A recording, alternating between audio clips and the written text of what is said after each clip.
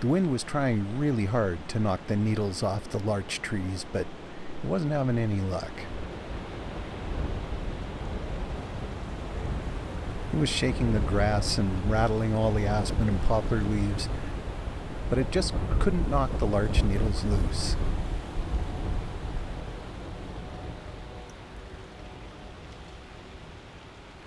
Which makes me quite happy. After last week's snow, I wasn't sure what I was going to find when I headed north, but there they were, those beautiful larches standing nice and tall and bright yellow. Just so we're not confused, these aren't the same kind of larches that grow in the mountains. In fact, a lot of people call these tamaracks. They grow in wet areas with black spruce and willows and things like that. Same family, different tree. They shed their needles just like these aspens. And they're quite common in the bogs along the foothills, like in the Raven River country near Caroline. Up on the ridges and hillsides, there's balsam poplar and aspens. And of course the wind was tearing the leaves off them just like crazy. But down in the lower levels where the water accumulates and the bogs form, that's where the larches, or tamaracks, put down their roots.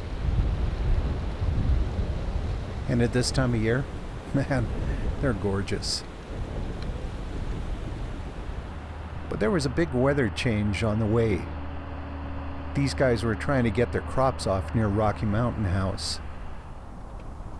And the wind was bringing in heavier clouds.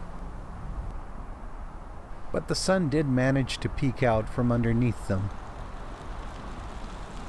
And it shone briefly on the aspens and other trees around Burnstick Lake.